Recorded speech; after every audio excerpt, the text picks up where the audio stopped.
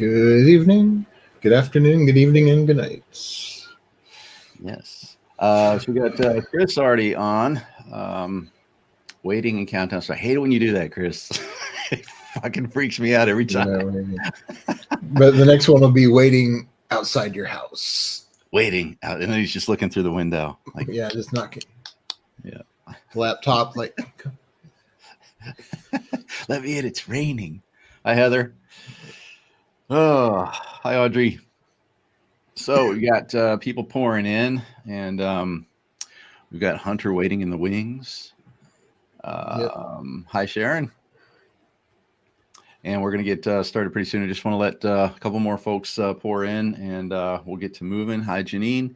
We're going to obviously make the first part quick. Hi, Benna. Tell Ola I said hello, Ola peoples. Is that one? It doesn't show up if you tagged a friend. What? I looked at her comment. So it's like when you tag someone that's not on Facebook. So I said Ola peoples. I didn't say it was funny. I was just There you go. Hi, Michelle. You're talking about this. Yeah. I like the kiss pic. Funny. Yeah. Boom, boom, boom, boom, boom. All right. So, hi, Steve.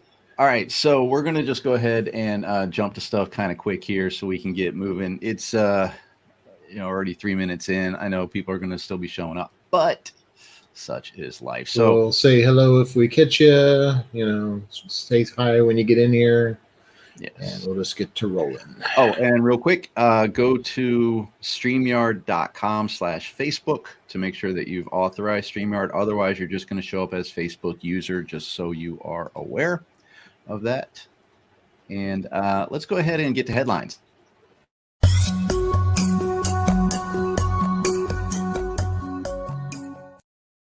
All right. What do you got this week? Anything? Herpes. Again? Oh, no. Yeah. Yeah, but it's in a more interesting place this time. Okay. Yeah. So that's why you're sitting funny. Gotcha. Oh, that's one of the reasons. Yeah. No, not too much. Just stuff we've been doing and all that kind of junk. And then little, the 20 projects it seems like I want to write all at once. And then Southeast Asia, the usual. So the second book of 2021, Vaccine Zombies, went live on Friday. So yep, hearing or seeing good comments about that, so I'm gonna have to read it at some point. Yep, it's fun. It's a comedy. So, and also the final book of the trilogy comes out on I think the 26th, something like that. It's the last Friday of the month. So something like that. Anyway, so that'll be that for that, and also the last sort of books I turned over the first book, Those Frickin' Fugitives, to Team Ass. They're looking at it, and then I'm going to open up a Team Damn for it. And I'm already 7 chapters into the second book. I should be done with the second book, but unfortunately, the fucking IRS wants my time. So I have been spending a lot of time working on taxes and stuff like that. And God, I just love it. It's so much fun. So aside from that, we're still working on a secret project. Sorry. We'll let you know about soon, but it's starting to come together. I'm enjoying it. Let's see how that goes. Before we jump any further, hi Leslie, and hi Orlando. All righty. Let's go to. I feel bad doing this. The joke of the day.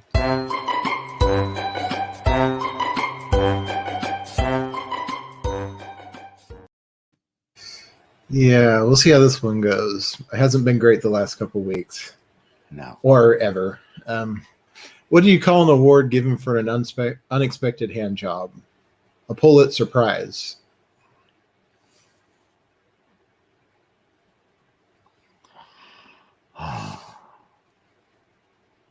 Next.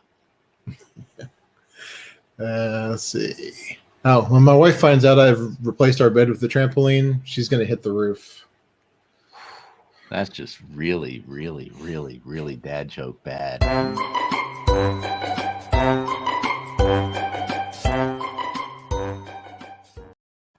All right. Yeah.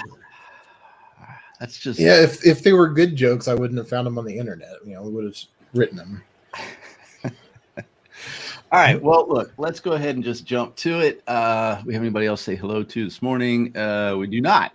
So I'm just glad that people actually stayed after those two jokes. So let's go ahead and move into talking with Hunter Blain.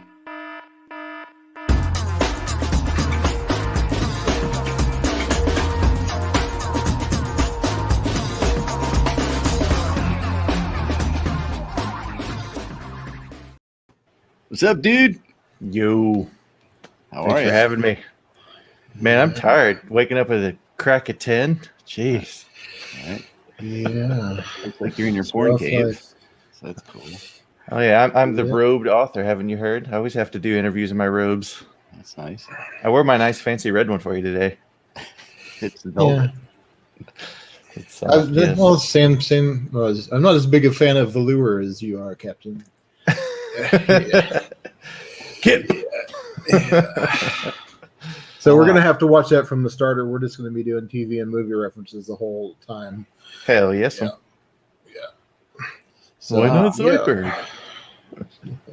So I have to ask John or Chris, do you guys have a Stream Deck? Is that how you're doing all those transitions? Yeah, basically inside of StreamYard, it gives you the option to do these this thing called brand, and you can put in overlay images, just like what you're seeing here now with the overlay on us. You can do the background image, which if I put back, you will see sitting kind of behind us, right?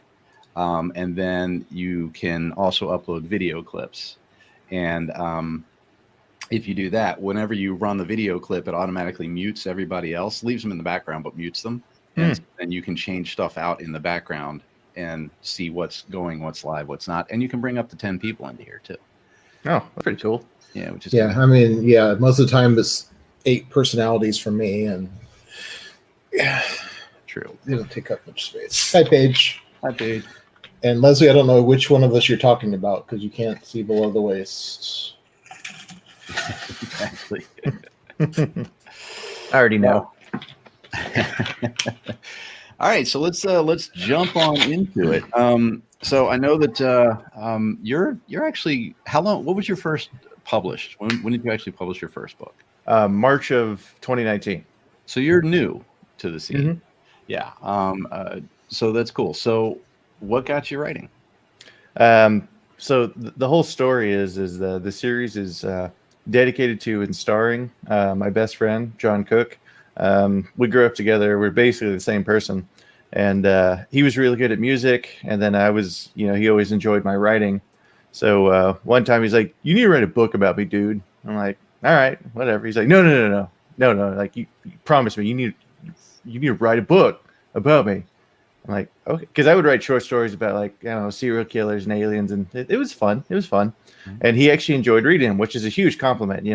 When someone who's you consider just like yourself gives you approval. So that was pretty awesome. And then I asked him what he wanted to be, and we always grew up reading like Anne Rice and stuff. And so he's like, "I want to be a vampire, but not one of those sparkly twats." Okay, I'm like, "All right, man, I could do that." So I made the promise. Didn't think anything of it at all. And then a couple years later, I get a phone call from my mom that he had passed away in a car accident. Oh, sure. And it was terrible. And I used to own a supplement store that I worked in that I sold recently to focus on writing. So one day I was just sitting inside of my store, and I had my laptop open, and I just said, this is like, I guess 4 years later, 4 years later after he passed away, I was sitting at my laptop, and I just go, I need to do this. So I just started writing, and it took a year to finish the first book because, I was just doing it basically on the weekends, and I never thought anyone would ever read it. I was just doing it, for fun, really, not only because I got to keep my promise, but, to write the book that I would want to read. And then I gave it to some of my buddies who are actually also in the books that also knew John, like Valenta and Depweg and stuff. And Valenta, I still remember this one. He said, "Dude, I was going to tell you it's good no matter what because you're my bro, but it was actually really good and you need to do something with it." And I was like, "Oh, okay." And so I started looking into different things, and then I saw KDP, and pretty much the rest is history. Now, and so now when you write a book, how long does it typically take you? So book 1 took a year. Book 2 took 6 months. And once again, this is not focusing, 100% of my time. And then book 3, which is almost the size of book 1 and 2 combined, took 3 months. And then I wrote 3.5 and 4 in about 3 months. So it's about every 3 to 4 months now is I'm getting a book knocked out. Okay, and just so you know, one of the things that we do is we actually talk to a lot of our readers who also do some writing on the side or want to get interested in it. So we also ask questions about the writing process for some people and such. Heck yeah. What size, what word count do you typically aim for? So for most people, anything under 50,000 words is a novella. And then from 50,000 up is called a novel. So my first book was 80,000. Second book was like 88. And then now I shoot for no less than 100,000, simply because the narrator, R.C. Bray, Luke Daniels reads my series, but R.C. Bray helped me get in touch with Luke. And that's a whole awesome story. But I was talking to him in the very beginning, and he had me change up my cover and a bunch of other stuff, because the original cover is that's the original cover. I had right out of Minecraft. So this is the Batman animated series pose, with Batman standing on the building. So I had him do this, and R.C. Bray was like, "Dude, I hate to tell you this, but people really do judge a book by its cover. So you need to do something with that." And then I did.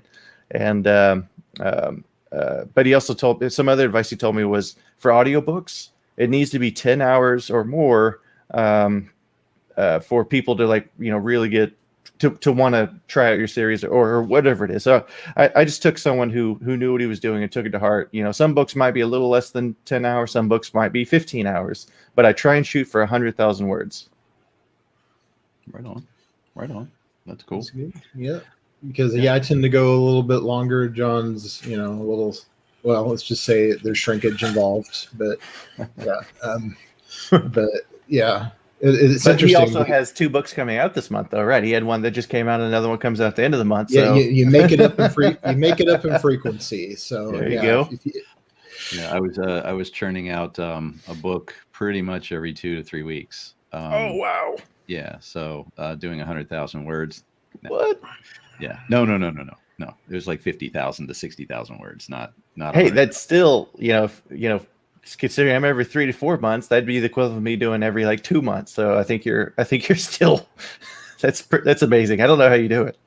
Well, honestly, if you just wrote, 4,000 words a day, 13 days later, you're on your period. Yeah. So I mean, once a month, 4,000 words a day. That's 100,000 words a month. 120,000 good, a month, actually. Good in theory if you can keep it up. John's one of the this is never going to end because all the innuendos are going to come out. But not everyone can do that. I had a year where I think we put out 6 or 7, and then the next year I put out 1 or 2. I mean, so yeah. It'll get you. Yeah, you have to get on a pattern for it to really work out. But that's actually kind of funny. So the big ass bundle reference. So I had my Platoon F series, which is really naughty, crazy stuff and science fiction. And what I did was I put together the entire box set and I called it the big ass bundle. Well, there's a problem with that. It ended up, whenever I would do a search results check or whatever to see. Oh, no. Yeah, you can imagine. So I ended up with the wrong also bots all over. All over that series. But then you get a cameo from Sir Mix-a-Lot, and he goes, "I like big books and I cannot lie." Oh, that's terrible. Yeah, no, I was just hoping to get maybe a quote from Chuck Tingle or something, but that didn't work out. Yeah, he didn't respond to me for the anthology either. I don't know. Yeah, but I tried several times because I thought that would have classed up the whole thing. Yeah. So now at this point, so you get a little ways in, and then you start working with Shane, right? Yes, it's a fun story. So yeah, book one, obviously it was doing okay, but when I mean okay, it was, $100 a month kind of thing. And then it was by the time book three came out is when my OGs, my Oogie Boogie, Paige and Leslie, found me. And then Paige actually started giving me all kinds of advice. So, she would tell me, this is how Shane does this. And trust me, you need to do it this way. Because I had taken book three off of Kindle Unlimited. Because I was like, this, I was paying for everything myself. The editor, I'd finally found a really good editor, but you pay for what you get. I was trying to do the audiobooks, and that was the most expensive thing I've ever bought besides like a car or a house. But completely worth it though, for Audible Hall of Fame narrator. And then I took book three off and was just charging, regular price. And she's like, I get it, but you can't do that. And then, so I put it back on Kindle Unlimited, and it started doing better. And then she introduced me to Shane, and Shane's really hard to get a hold of, like really, really hard, because, you guys know you get spam messages all the time. So the books started doing better and better, but, very slowly. And then another publisher had reached out, and then another one reached out also with interest. And then Shane found out, and he sent me a message. He's like, wait a sec. I was going to talk to you at Friendsgiving, but we need to have a conversation. And I was like, oh, okay. And then, I reached out to you as well, trying to get advice. What do you think about this? What do you think about that? And you told me, like, dude, Shane, trust me. I know Shane. Shane's amazing. And it, turned out to be really good. We had some negotiating on some stuff, and the rest is history. We have Lane in the background doing all the ads and stuff, and it's just it's a big load off on my mind.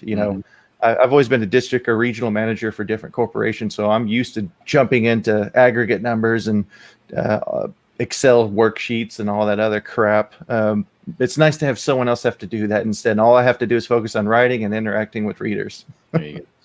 Yeah, it's kind of fun because I think I actually remember that, like on a Fans of Urban Fantasy bit where you're doing that, and like Leslie or someone is like, hey Shane, you need to talk to this guy, and it's like, oh really, why? And then Hunter's like, hey, we should be best friends. That sounds about right.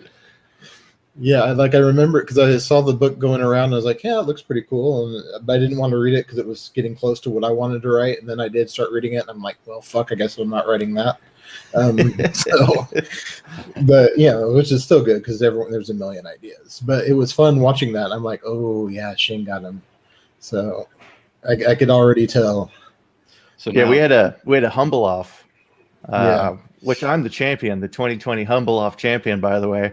But we just kept going on and on about how humble we were and one-upping the other one, and that was so much fun.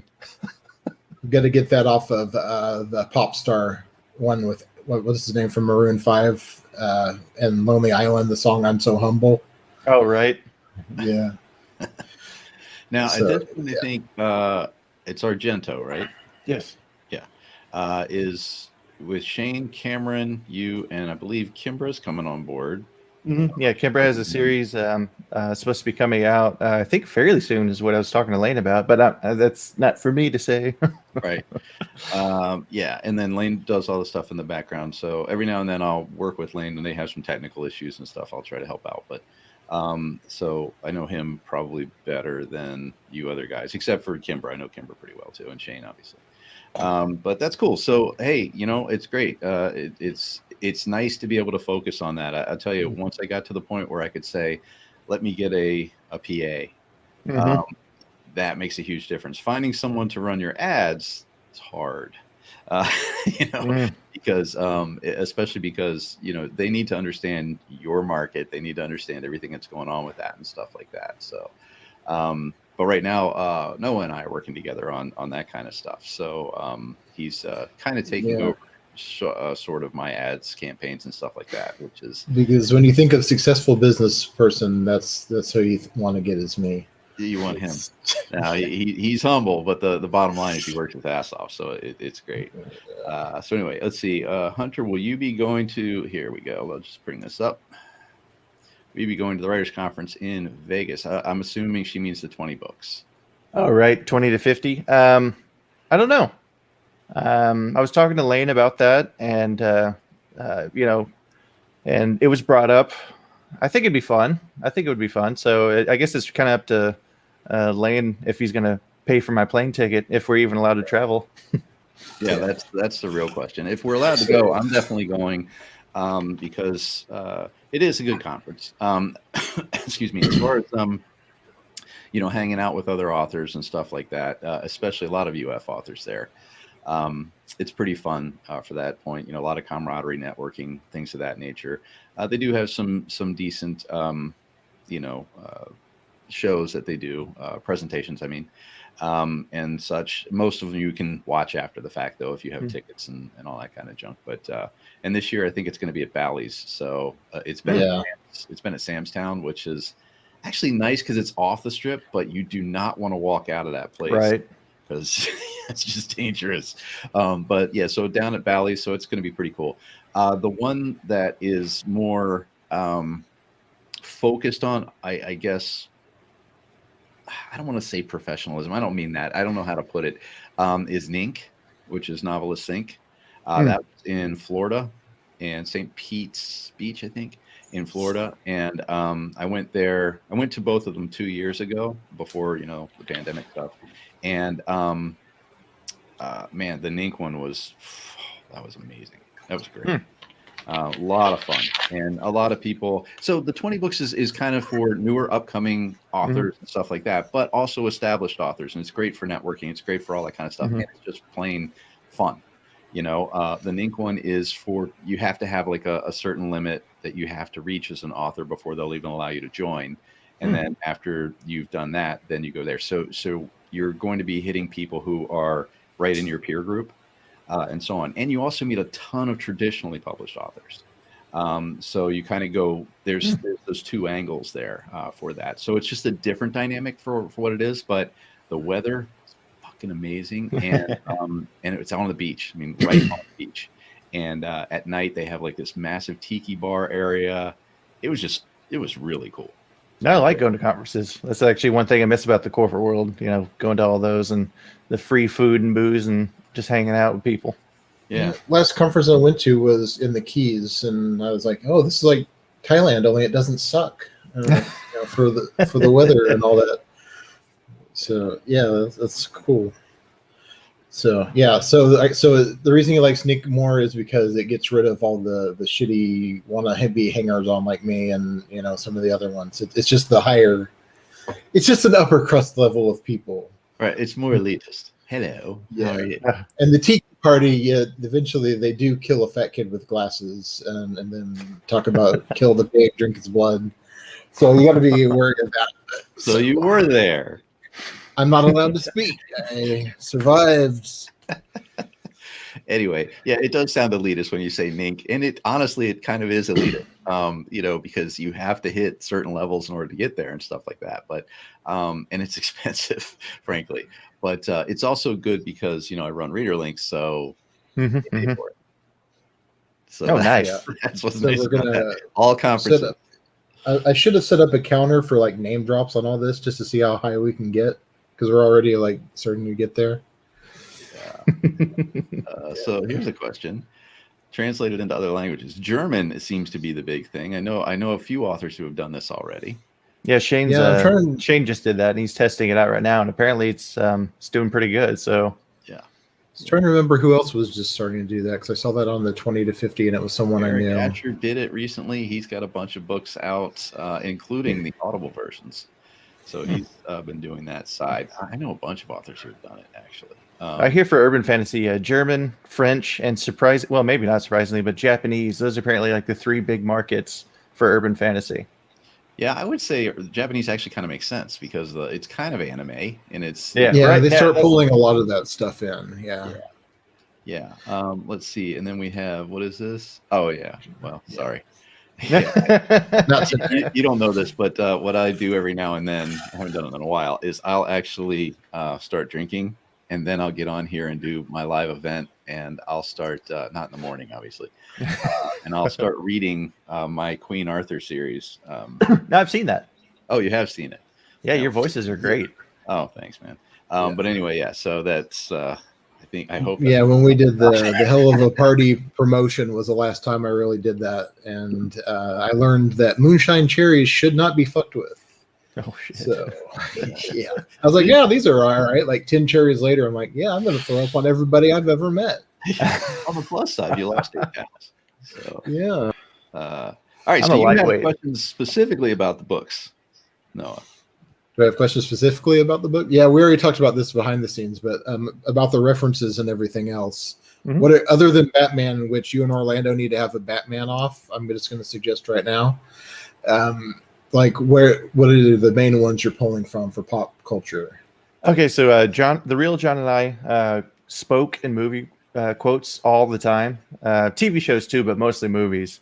1989 Batman's probably the biggest one, and then Batman Returns, of course. Aliens, game over, man, game over. Stuff like that all the time. So pretty much the classics. Any Arnold movie, you got to do the Arnold references, of course. Get down. Yeah. Yeah, I read in the short or the short stories like, oh, Arnold's shit wasn't real either. I mean, what the fuck? Oh right, yeah. Whenever he's it's a beginning of book 1 when he's killing the cultists in the very beginning, and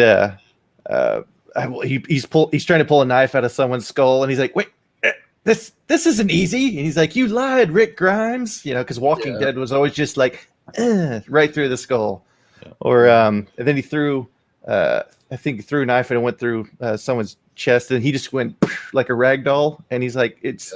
You lied too, Arnold? What? He didn't go, ooh, is everything I watched on TV a lie? The pipe sticking out of him with steam, and they're just kind of standing there. Yeah. Hey, Bennett, chill out. Yeah. Or no, that was Let Us Some Steam. Shit. Yeah. It's fine. Messed up my own movie quote. I think people will forgive you. Conan the Librarian. Was that UHF? Conan the Librarian. UHF. Yeah. Oh yeah, you can watch it all on system. Be quiet! I'll punch you in the chest and spit in there. Yeah. I think the quote is, "Oh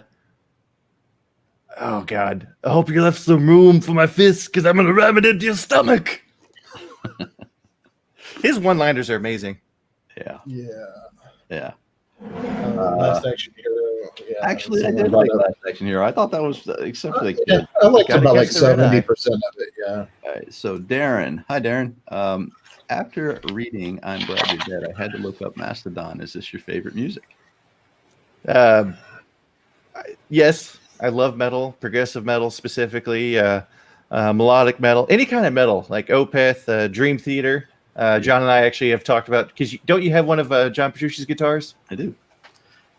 It's so awesome. Oh my God. Ooh, that's one of the newer ones, I think. Yeah, this is the new Majesty. Majesty. Well, it's actually a few years old now, but yes, that's that. I love John Petrucci. Oh yeah. But yeah, Mastodon, that's some damn good music to work out to. But then again, they also have their album Crack the Sky. That one is just really melodic and catchy and really a fine musicianship. So they're all over the place. Like they have some hardcore, just bang your head music, but then they also have some really talented writing music too. And fun fact, book 8, which I'm still working on, is called Crack the Sky, and it's mostly because I really love that album name. It's just a really badass name, but it also ties into what's going on in the series. But yeah, Mastodon, great metal band. Now, you can check out Blind Guardian. Oh, I went to a Blind Guardian concert. Well, actually, let me. I went to a Symphony X concert, and Blind Guardian was there, and then Devin Townsend was there too. And I didn't know Devin Townsend at the time, so I kind of feel like that opportunity was wasted to appreciate the maestro at work. That was my first concert, actually. Me and John. That was our first concert I ever went to with Symphony X and Blind Guardian. Was kick ass, yeah. What I loved about that guitar player was he doesn't move hardly at all. Just all over the place, barely moves. But no, Blind Guardian, Nightfall and Middle Earth album, basically, introduced me completely to. And it's funny, the first time I heard it, because I was very 80s metal guy.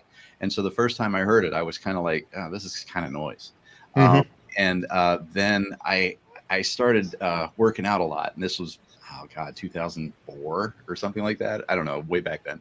And so I started working out a lot. I'm doing all that kind of stuff. I'm like, I need to have some type of music that's harder than this, than what I'm listening to. So I just popped it in, and it pumps you. So I'm just like, working out, going to that, going crazy. And then over the course of like 2 weeks, it became my favorite album. And then, of course, because it is Lord of the Rings. I mean, it's basically the Silmarillion. It's that story, the whole Nightfall in Middle Earth is the Silmarillion. But wow, I mean, holy shit! And now I've got my drums back here. I don't know if you can see this. Your electric set? Yep. Yeah. So I got all that crap back there, and so now I play Nightfall in Middle Earth. With that, and I'll tell you, you want to burn your legs 100 miles an hour the whole time. It's a hell of a workout, but just freaking love that album. And of course, they've got great other stuff too. I mean, they even did a Blade Runner song, Time What Is Time, which is just freaking awesome. But so you guys are going to have to collab on like a Spotify playlist or something so people can catch up. I listened to a lot of instrumental stuff here lately. Like epic orchestral stuff. Anytime I write, it has to be instrumental. Yeah. I can't do words. I mean, I've got the Brain FM thing from John, which is just for Delta whatever waves and everything else. But since we're all huge gym guys, obviously, I mean, look at that. God, I got to get back in shape.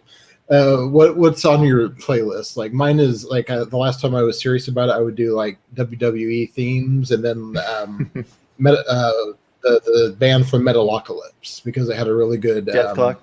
Death Clock, because it's really good pacing for actually like lifting. Yeah, they're melodic metal, so that would actually make sense because it's 4/4 most of the time, or for a lot of it. Man, it's so much. Animals as leaders, I really like them. Like I said, man, on YouTube, there's some really good stuff that I listen to that are like from people that just put them together. Shane put up one. It was kind of a coincidence that he found this band at the same time. They're called Session Studios. Yeah, I'm looking at it right now. Session Studios, where it's just it's classified as rock on iTunes for some reason, but it's orchestral and it's really, epic and building and all that other stuff. So Session Studios, I watched, saw them on YouTube, bought some of their albums, and it's really great stuff to write to. For not writing, I can't write to music because as a musician, what happens to me is even if it's instrumental, I'll sit there. If it's too, I can program to it. Actually, I need to, when I'm programming, I need to listen to music, but I have to listen to like 70s rock or something, stuff that I can just sing along, which is fine. But if it's too interesting musically, I'm immediately going to start reaching over for a guitar. And so I have to make sure that, and so my wife is always like, God, can you listen to anything else? Because she's not a fan of 70s rock. But so otherwise, though, it's like, some of the bands like Stradivarius. I love Stradivarius. Love them. And then Nocturnal Rites. God, that guitar player, the guy, when it was Norris Nilsberg, I think, holy shit, he was good. So there's that. And then there's another band. I'm trying to remember the name of it. They did a lot of Dragon stuff. Dragon Force. No, not Dragon Force. Actually, I'm not really a huge fan of Dragon Force. I mean, they're okay, but I think they just do the same shit over and over again. It's the other band. Rhapsody. They were originally called Rhapsody, and then they had to change their name because of the music service called Rhapsody. So they changed it to Rhapsody of Fire, right? Which is, but anyway, they have this one song that is the best fucking song I've ever heard. I mean, I'm talking like it starts out with a classical guitar that's just beautiful. It then moves into this crazy rock. Heavy metal that has this drum beat that's amazing. The vocals are amazing. Everything is great. And it's like a 20-minute long song.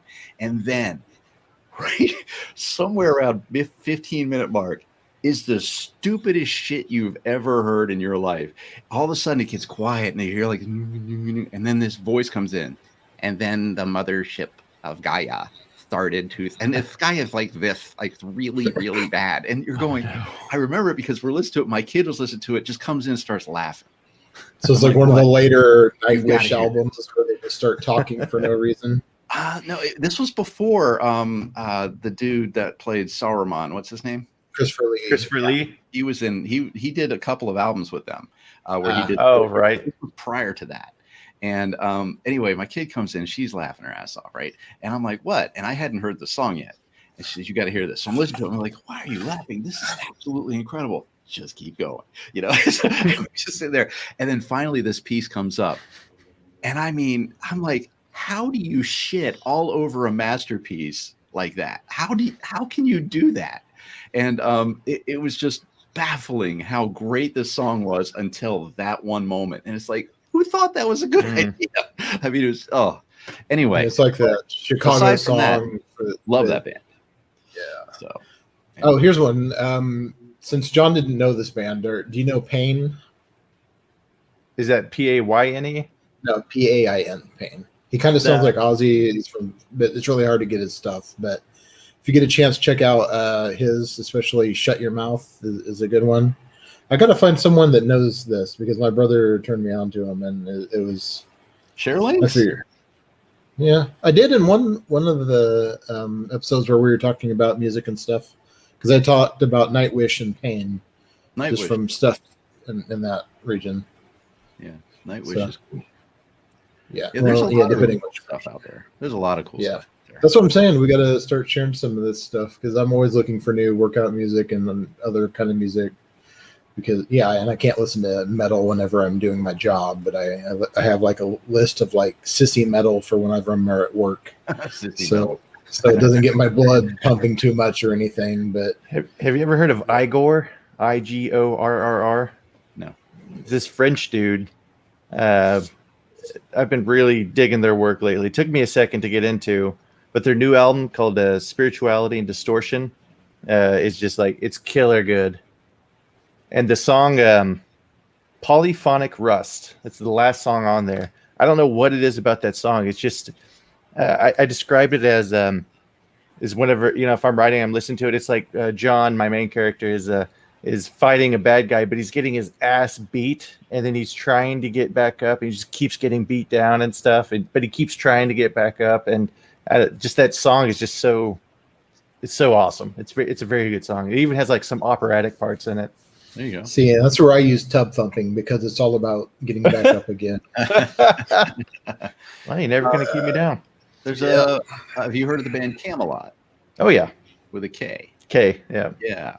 So I like their original singer better, but they had some pretty cool stuff. And it's very, very orchestrated metal. But it also followed the same pattern every time because the guy's voice fit a specific thing, which was almost kind of Queensryche in a little way, but maybe not as ranged. Obviously, Jeff Tate. I mean, come on. But yeah, so that's some interesting thing. Have you guys ever watched the videos where vocal coaches or whatever react? Yeah. If you ever get a chance, watch it when the lady reacts to Jeff Tate singing. Oh shit! What was that song? Hold on, I can tell you. Take Hold of the Flame. Holy shit! He sings it live too, and he does this live. And as he's singing it, I mean, this guy's voice is fucking unbelievable. And when he hits that note at the end, she's just like, she's just like, holy shit! It's great. I try to sing that song. Usually fail, but he's got a great voice. So let's see. Could he do his own rendition of that "Loving You" song? Which one? Loving you. Oh. Let's see. So that's right. Page is all over for that. All over Pain. So from Sweden. Pain is a musical project from Sweden. I'm not going to put it on the screen because it'll take up half the screen, but with influences from electronic music and techno. Oh, okay, that's interesting. Cool. All right. Yeah, and the guy's in another band but I haven't listened to that. It's just That's interesting. Yeah, I've seen that. I'm trying to remember who's done that, but I've seen some authors that put their playlists in the book. So it's actually a pretty good idea. That is a good idea. Yeah, cool. Maybe I'll add that to the last vaccine zombies. John promptly forgets.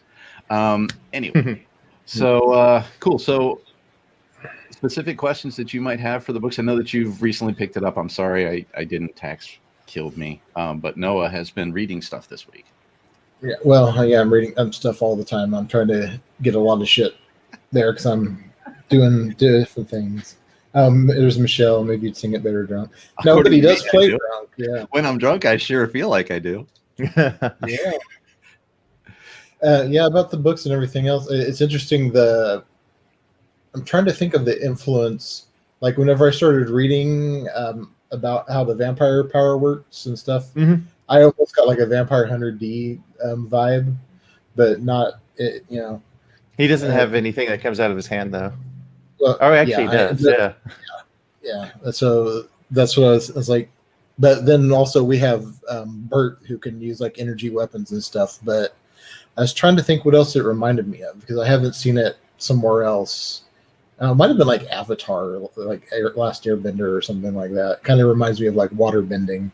Yeah, so that's the only thing I've had people reference for, because John, I wanted to make my vampires different, right? So I thought, well, he's getting blood. So then I thought of scientific reasons why they need blood and then put it in there, to make it more urban fantasy. And then I thought, what can he do with the blood that's different, with the energy that's in the blood? Then I thought of the blood weapons. So, he could stab his victim in the liver where a lot of your blood is stored and just exsanguinate him that way. So that was actually a lot of fun. But someone did mention that, that reminds me of bloodbenders from, it might have been Avatar, might have been something else like that, where they use blood just like, the water bending and all that other. Now I remember what I was thinking of. Hellsing Ultimate. If you've seen that. If you haven't seen that, check out the abridged version because that's the funniest shit I've ever seen. Because it's the vampire, but it's just like you'll recognize a lot of yourself and John in that if you watch that. So they're abridged, so they're short. So definitely check that series out. I don't want to say anything because I don't want to spoil it, but it's fucking amazing as far as a video or is it a book or what? Yeah, it's abridged of an anime. It's got like 10 parts, but each episode's like 10 minutes or something. And what they do is they basically take anime that has shitty dialogue and then redub it and make it better. Okay, so MXC. Yeah, kind of like that. Yeah, and there's a lot of them like Dragon Ball Z. They did it for Dragon Ball. Yeah, DBZ, Team 4-Star. It's Team 4-Star, same team that does that. Yeah. It does Hellsing Ultimate Abridged. So you definitely have to check that one out because you'll laugh your ass off. Okay. And there's a scene where I don't want to get into it, but like they spliced in a clip of Adventure Time and just shit like that. So yeah, check it out. Coming from Chris Chrisman is asking, how many books are you planning for the series? So the series is planned at 13. But that's not including any novellas or 0.5s. So 3.5 doesn't count towards the 13 total. So I have all 13, or I have the series planned. I know exactly the character arcs and what's going to happen. Shane actually helped me with one of them, and we were both just discussing. I was like, man, I don't know what I want to do with this one character. And then we were talking about what's going to happen with John and all of that. And he said, well, what happens? And then at the same time, we were like, if it's almost like Step Brothers, Velociraptor, that kind of thing. So we figured it out at the same time. So because I have the series planned, I'm putting in little breadcrumbs here and there. And also whenever people go back to reread it after they finish book 13, they're going to catch some stuff and they're going to be like, that son of a bitch. Right. Yeah. Now, Careful. Is that why you started killing a lot of characters? Because you partnered up with Shane? It just happened naturally. Are you going to do spinoffs or what do you I do have other things planned afterwards. I'm going to be writing for a while. Just because the series is 13 doesn't mean like the fans of the series aren't going to be happy. Now, that being said, you don't know who's going to be there, if who's going to die. I think at this point people are scared. That's a book 5 thing. Are scared whenever they turn the page, kind of like George R.R. Martin, right? If your favorite character is in trouble, he wants you to be terrified to turn the page to see what happens to him. Right.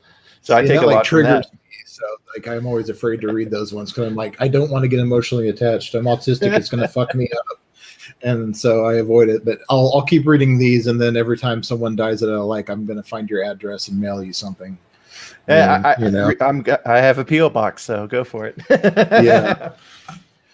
That's good. I mean, freeze dried shit will still be good whenever you want to unwrap it.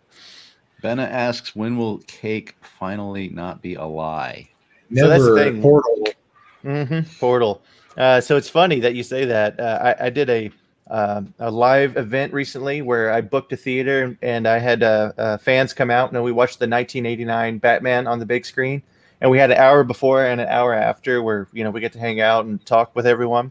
And one of my fans, Nikki, actually brought cake and she let me pass it out to everyone. I actually asked the theater because I was going to get like a nothing bundt cake or something like that. And they were like, no outside food or drink. So I was like, crap, fine. And then Nikki like just kind of snuck them in. And then I gave out all these little cakes to everyone. I was like, Nick, it's not a lie anymore. It is COVID, but it's not a lie. Yeah, anytime anyone joins my group, the Abattoir of Johnny X, I tell them, welcome, we have cake and puppies. And everyone's always like, the cake is a lie. We used to do that. We had bunny slippers and I forget what else. And then you had to go into some room in the back and they're like on the 5th shelf on the 19th row or something to get your own bunny slipper. I don't remember. We used to do something similar to that long time ago. All right. So another one from Benna. When will signed copies of toys be available? I need to be memorialized my whispered words of wisdom. So Lane ordered my shipment of those wonderful toys. I think on the 1st or 2nd, but Amazon makes author copies extremely low priority. Yeah. So I'm supposed to get them sometime, I think next week. If not, today is what, Saturday? So yeah, next week, I think is what he said, the 16th or something. So the second I get them, I'm going to let them know that I got them, and then I'll put them up on the website. So, and we're going to take out the novella and 3.5 of the bundle deals because we have all books 0.5 through 6 on sale for $100 on my website, signed and all that. So we're going to take out those two, and then we'll put in book 7. So we'll have 1 through 7, and we'll keep it at the $100 range because that's just, it's like the same price as Amazon basically, only you get signed copies. Yeah, it's a good point about the author thing. They actually took so long to get my author copies of the. Oh yeah, I saw that. Yeah, they emailed me and said, "Do you still want this?" I'm like, "No, I ordered it because I don't fucking want it." Well, I have my copy. Yeah, dude, yeah. I did a whole post about how crazy it is that I was in a book with Pierce Anthony because I discovered him. First, it was Goosebumps, long time ago, and then in middle school, you get points for reading stuff. I decided to do Michael Crichton, so I read like Sphere and Jurassic Park and Lost World and Congo and all those because I saw the movies, right? Mm-hmm. So I had a good frame of reference. Nothing like the movies except for Sphere, that was close.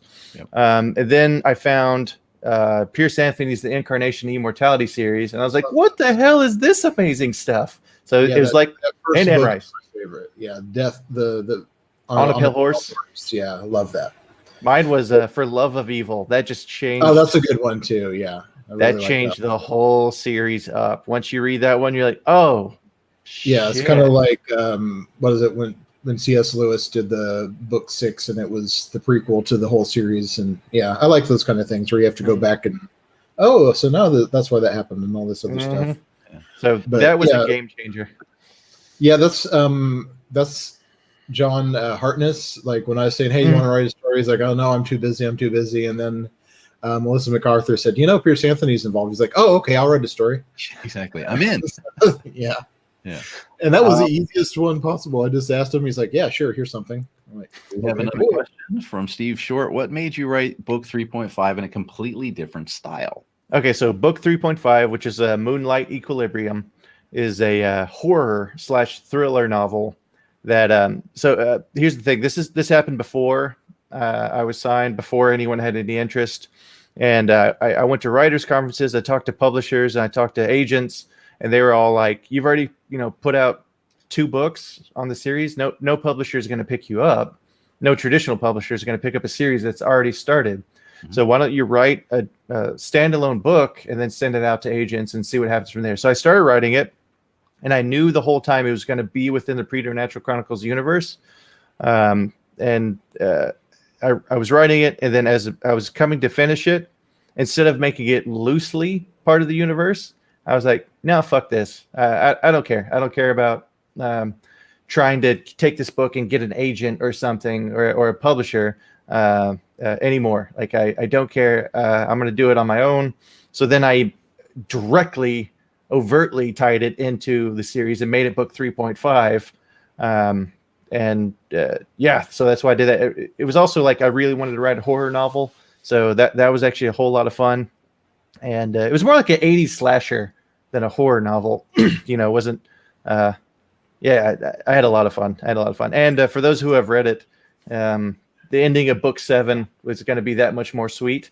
But it also it's a good Easter egg, because between book 3 and 4, something happens to one of the main characters, and that's the only character that's in book 3.5, even though it's not him in. It's a different him. That's all I can really say.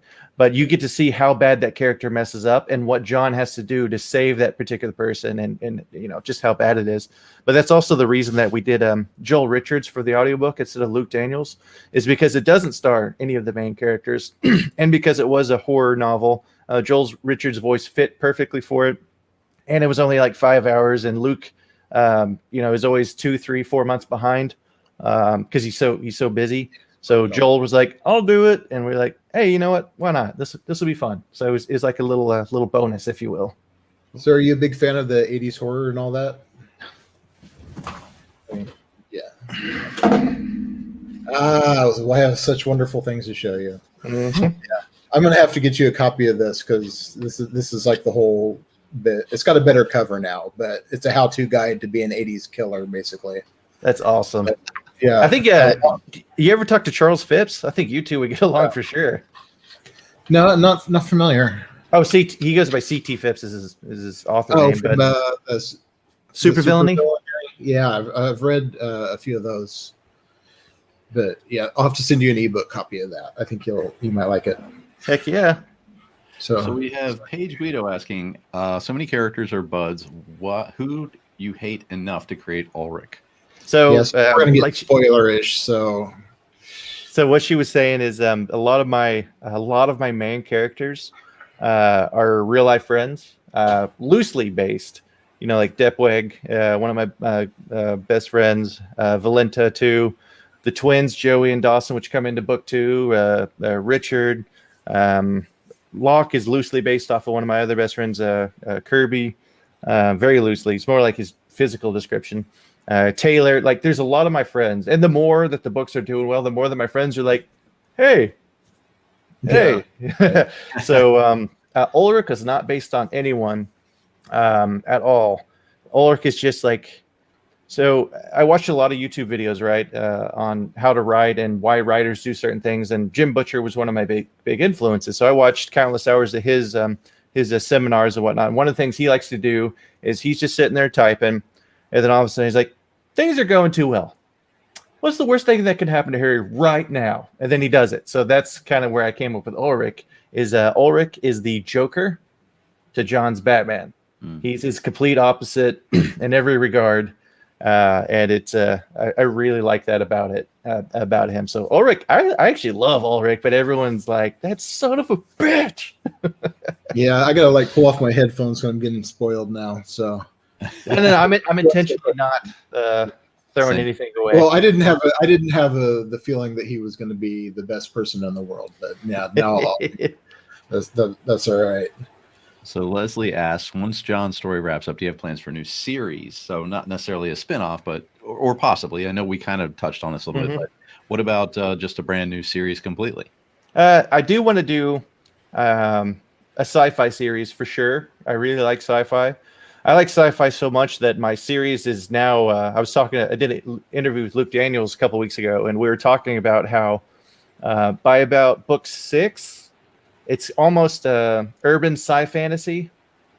So I kind of liked he coined that term, and I was like, urban sci-fantasy. I like that actually. That works out really good. I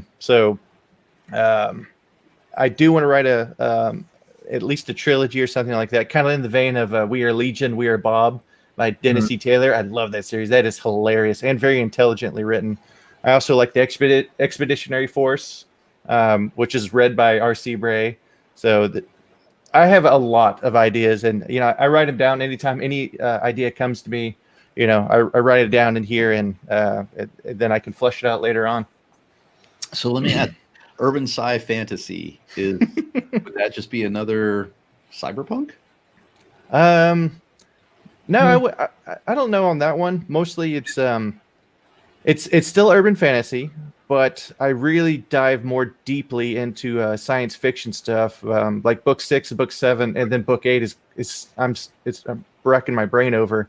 But there's a lot of theoretical physics and higher dimensions and fourth dimension stuff and Klein bottles and whatnot. So it's getting very, very scientific. How I explain the different planes of dimension and how John travels, and there has to be rules, but it also needs to be based in theoretical physics, where it feels more realistic, if you will. So yeah. It's more science fiction than sci-fi. So in other words, more hard science fiction. Are you actually going to try to be legit? I don't know on that one. I'm just writing what I like and what I'm enjoying. Gone the whole opposite direction. I wanted sci-fi where I can do hand wavy. So that's the one I'm working on is a little bit more that way. So I mean, Orlando's, now that he's left, he wrote what was it? Oh yeah, the Dread Warlock one, which had urban fantasy elements on a spaceship. I mean, there was a science fiction reason for why they developed like those kind of powers and stuff, but it's still kind of that stuff. And I think that's an interesting spin on it, since I guess you maybe call it contemporary or futuristic fantasy, maybe. Well, that's why I was saying cyberpunk, because I mean, even if you look at like Blade Runner, I mean, it's science fiction, but it's also urban, and it has elements of fantasy as well. I mean, it's just a catch-all, I guess, to say urban sci-fantasy, right? But cyberpunk is similar. But then you have Snow Crash, which is also considered, is cyberpunk. It's like everything, because it's also like lit RPG and all this, and it's All that I remember is the needle scene. That's terrifying. If you haven't thanks for bringing that back. Yeah. Oh God. I just remember just like turn of the page went, oh. That sounds awesome.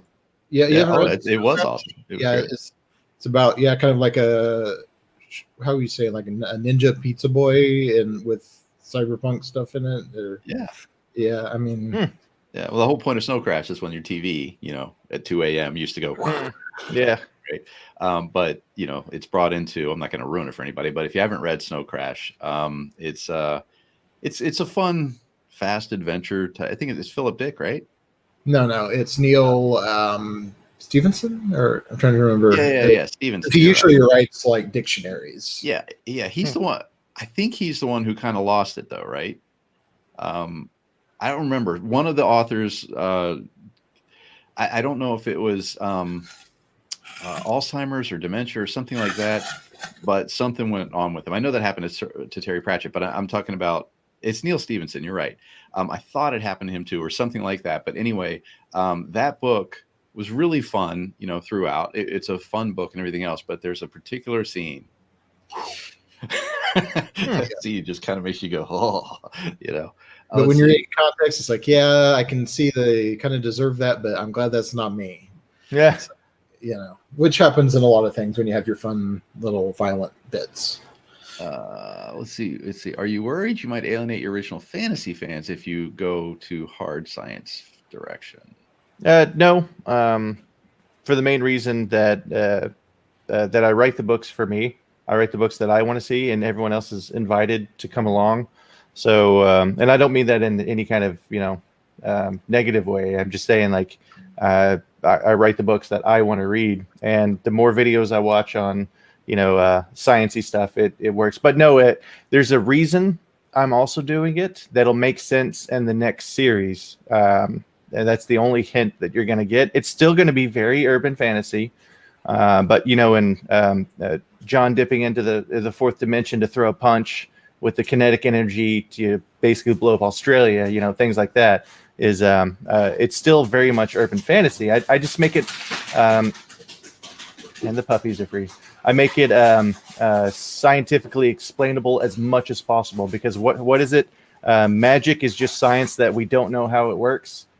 Or yeah, that quote, always forget who that's by, but yeah, the sufficiently advanced magic, or that's a different one. Yeah, never mind. No, I know which one. I think if science goes so far, it's like it's magic. I think I know what you're talking about. Yeah. But I'm not worried I'm going to alienate any fans just because once the story is done, it's going to end the way that I want, and it's the perfect ending in my opinion, and no one is going to see it coming. So for those that if I dip too far into the sciencey stuff, Shane will read it and then he'll say, okay, you need to take this out or add in a funny thing here or something like that. So it's not just a TED talk about higher dimension stuff. So I make it fun and interesting. But once the series is done, people will know. That's I'm not going to go too much more. That's cool. And I mean, like you said, you do have to write for yourself. That's the primary thing. Because if you start writing for others, there's a thing called writing to market, obviously. But if you start writing for others and you don't enjoy it at all, it's going to come across, and people are going to be able to tell that in the reading. I think most readers find that they can tell when you're having a good time as an author. So as you're, this is one of the things that we tell to readers, like, you can always tell, because if something is coming through, even if you're killing off somebody, the emotion that you feel as an author is coming through your writing, is my point. And if there is no emotion coming through, then basically you're just putting words on a page. And that's a totally different thing. And I'm not talking about bleeding on a page. I don't mean that. I mean, really just you're having fun, or you're discovering stuff as you go along. Yes, granted, you plotted it, but as you plot the stuff and everything that's happening, and I'm assuming you plot, might be a pantser, I don't know, but assuming you plot, if you do that, even as you're writing the words and you're writing the dialogue that's coming out and everything else, that is coming from a piece of emotion. Whether it's funny or sad or angry, rage, whatever, it's still coming from something in there. And if you're just going, well, what will the character say here? This is what makes sense for him to say, so I will say that. You're not doing that. And so if you find yourself in a situation where you start writing and you're going, I'm writing this thing only for that reason, you're not going to be happy with it, and people aren't going to be happy with reading it either. So I think you're right. I think you need to write first for yourself. If you're trying to make a living, yes, you have to aim at in the right direction. But if you find yourself not enjoying what you're doing, don't even bother to aim that way. For example, I'm not writing sweet romance. Right. I was about to make a joke. Like, my pen name is going to be Hunter Blain for my romance novels. Yeah, exactly. So, you can't really do that. Let's see. All right. So do we have anything else here? Okay. So any technology sufficiently advanced will appear as magic. That's the quote. Oh, there's the quote. Yeah. Good to have Google. Let's see. Okay. We also have more likely to read what you write, even if it's not their usual genre. Yeah, if you like the writer. Yeah, like I follow Drew Hayes for every genre he goes through and stuff like that. That's right. Yeah, we actually had to talk about this the other night. I was on a Clubhouse call, and people were talking about, pen names. And they were saying, if I write urban fantasy, I have this pen name. And then if I write science fiction, I have this one. If I write fantasy, I have this one, whatever, right?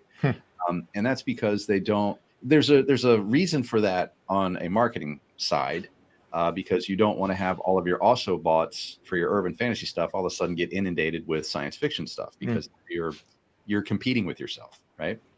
But there's also the other side to look at this. If you are writing in your voice, so I write comedy, and everything I write is comedy. So from my perspective, urban fantasy, sci-fi, zombies now, post-apocalyptic, whatever, blah, right, across the board is fantasy. I can do, and I almost did, a pen name for each one of those, so I'm not competing with myself. The problem then is that you are literally having to market these. You have to be 7 different people in order to do that. Now, everybody's going to know who you are anyway, except for Amazon. But even then, you got to be super careful, because if you tell the people, yeah, I'm also writing this, and they like love your voice as an author, they're going to go read that, which is going to mean it's going to show up on your Autobots anyway. So you almost have to not tell anybody that that's you, and for a long period of time. My zombie stuff is already starting to show up on my urban fantasy stuff, for example, and that cannibalizes from me. But I looked at it this way: I am a comedy author, so my contract with my reader base is I'm going to try to make you laugh. I'm going to bring fun and excitement, action, all that kind of stuff. But I'm going to try to make you laugh. That's my contract with you. So if you join my newsletter, whether I'm writing zombie stuff or whatever, you might look at something and go, zombie stuff? Ooh, that might be too much for me. It's still comedy. I'm still going to be pushing that. So when you look at yourself as an author, if you were to say, I'm going to try science fiction, right? At some point, space opera or whatever, right? If you were to do that, would you keep the name, or would you say, yeah, actually, I'm going to go pen name on this? No, I'm Hunter Blain all day long. So no matter what I write, it'll be my name. Except for, like I said, if I ever did the paranormal romance. But if I did a pen name, it would be something funny. Yeah. You see, now again, you're right, comedy. So if you're doing that anyway, Bigfoot porn. I mean, it's you. Yeah, like very few people know that Chuck Tingle is actually Anne Rice, so it's worked out well for her. I didn't know that. Yeah, definitely.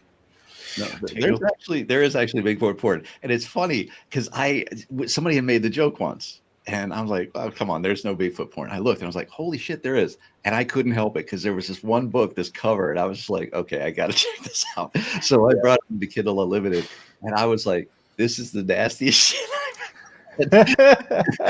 It was funny as hell, but it wasn't intended to be funny, which made it even funnier.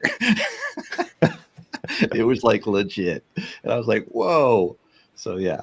Anyways, what else we got here? Anything else? Yep. So what else you got for Hunter here? Yeah, you can hear giggling.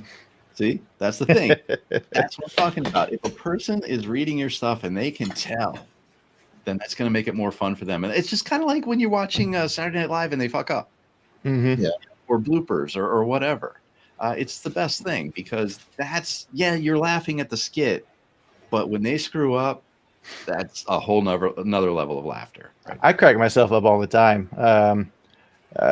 There's a Band-Aid scene in Waffle House in book 5. And that I had to send that to like a bunch of my friends because I said, this is the funniest thing I've ever written.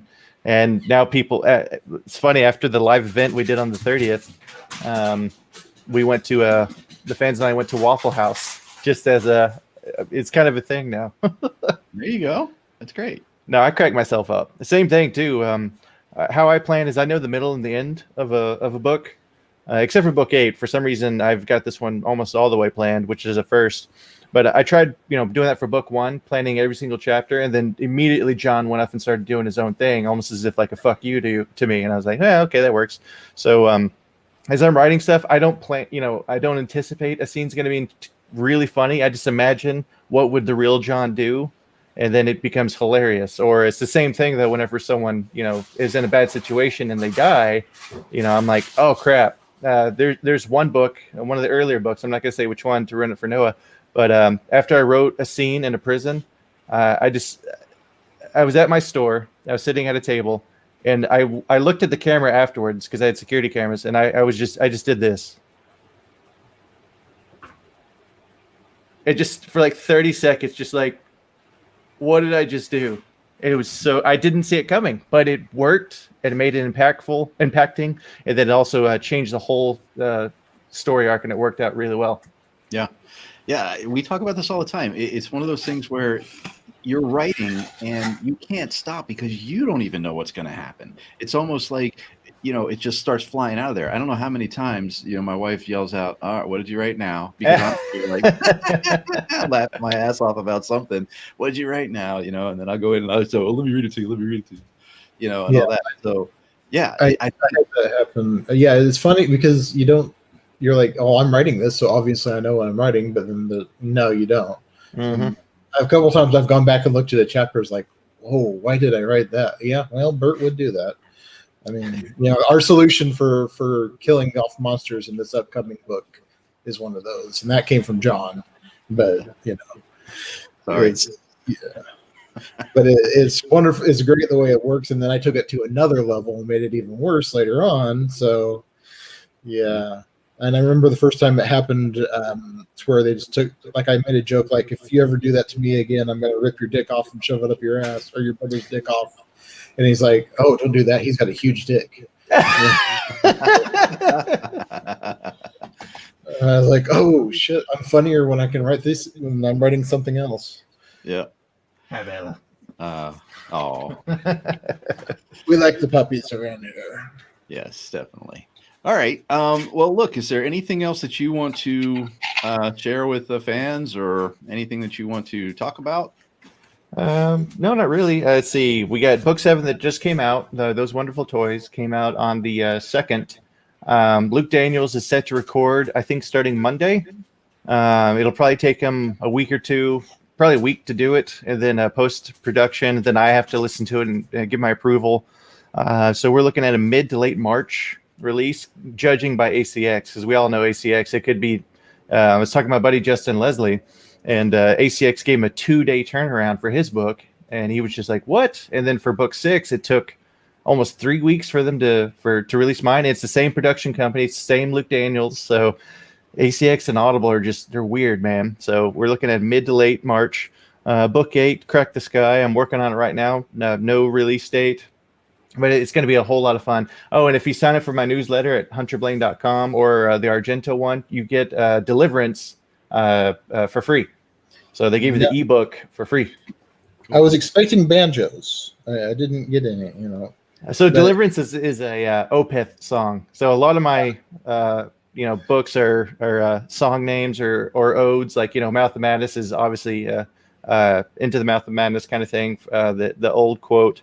And then Shadow of a Doubt. Dawn and Court is the only one that I was like, okay, it needs to be this. It was a play on words because he's a vampire. So instead of Drawn and Courted, it's Dawn and Courted. But he's given all these different choices to make, and they all suck. So. But yeah, Deliverance is actually one of my favorite Opeth songs, but it also works because that's where John finds Father Thomas Philseep and decides that he wants to work with the priest to, use his powers for good. And then he learns about the apocalypse and all that other stuff. So it's Deliverance. You get it for free. Yeah, it's definitely worth the price. No refunds. Yeah. I'll definitely check it out. I was going to ask, because I forgot when we just kept screwing around, but what's your working relationship with Shane? Like, how does you, from book to book and all that stuff, how does that go? Because we do things, collaborative, but we're both sick people, so it works out well. But because of how busy he is, we don't actually interact that much, and I'm also very self-sufficient. So it's funny, like he reached out to me one time. He's like, hey man, I know we haven't talked in a while and I've been really busy and I want to do better on that. I was like, I mean, there's no need, I got it. If there's any issues I have, I work with Lane and Lane gets them done or I get them done. Like I'm redoing my website right now on WordPress, and I upgraded to like this commerce one, and man, it is daunting, but thank God for YouTube. That's all I could say. But Shane and I talk from time to time. If I have a series question, like he helped me figure out a character arc for one of the main characters that's going to be perfect, that I probably would have come to eventually, but talking it out with someone else, it really helps, especially since his writing style is very similar to my own, with the humor and with the character deaths and all that other stuff. So that's really about it. He's a very helpful guy, very, very friendly, very positive. But I work mostly with Lane, actually, on the back end stuff. Like I'll say, hey, let's try a different ad. Let's do a shorter one. Or what do you think about this type of email? Or, hey, we need to get Deliverance on Audible Plus or Prime or whatever the hell it's called now, where people can get for free. Because I want people to get the Audible for free too. I don't care about the money for Deliverance. I want them to, because I found the Mountain Man series written by Keith C. Blackmore, narrated by R.C. Bray. Hospital is the novella. It was free. Same thing with Titanborn, which is a sci-fi thing, also read by R.C. Bray. I love that guy. And it was free. So then I read those, and then I was like, well, bought the rest of them. So I kind of want to do the same thing. But Right. I'm self-sufficient. I work with Lane on the back end stuff, but Shane every now and then we'll chat. And it's just funny that he's like, man, I'm sorry we haven't really been talking. I'm like, I mean, unless you just keep want to giving hang me out. money, it's okay. Yeah, right. Your check cleared. We're cool. Don't worry about it. Yeah. So yeah, so I was just kind of just like hearing all those different ways because everyone has a different way of going about it. So, but yep, that's it. Cool. So we are at 12:15. And sorry, sometimes I get a little flighty on stuff because I'm going over here, making sure this is set, making sure that is set, doing all the stuff over here. So sorry, I seem to be off a little bit, but it looks like we've pretty much wrapped up the questions here and everything else. And unless you want to leave anything else with folks, I guess we'll call it a day and move on. No, that's that's everything I talked about. Like I'm redoing my website, hunterblain.com. It's going to be probably another week or so. I'm adding in a whole bunch of merchandise like the beard and beanie and some really nice tri-blend t-shirts. I'm doing a whole bunch of stuff on that website. It's just a lot to it, a lot more. Because before I had the basic WordPress, which is I want a picture here, and it was that simple. But the new one is just so convoluted and not intuitive at all. But once again, thank you, YouTube, for all those instructional videos. But I really appreciate you guys having me on. John, you and I have talked actually since the beginning. You're one of those that reaches out to fans or answers and all that stuff. So I appreciate that. And then Noah, had a lot of fun writing those short stories for you. What's funny? I appreciate that. What's funny, John, is I tried to write in first person instead of what do I write in? Past, present, third person, I believe is what I do. No, I do past, present, first person. So I said instead of I say, but it's happening at the same time. And then I was trying to do the short story in first person, present. So I say, and I kept like messing up here and there. Or if I got up for a couple minutes, I would go back into what I'm used to. And then Noah sent me these notes saying, dude, the editor's really pissed off at you. You really fucked up on a bunch of stuff and he had to fix it for you. And then I get the fucking book. It says edited by Noah. I'm like, motherfucker. No, I had a good laugh about it though. That was really funny. You're so polite, Noah. You're an idiot. I know. We had an actual editor for those things, but yeah, I mean, and it turned out that was just a whole different thing, and it was just minor stuff. But yeah, every once in a while, if I feel like someone is demented, I will fuck with them because I have no regard for human life or feelings.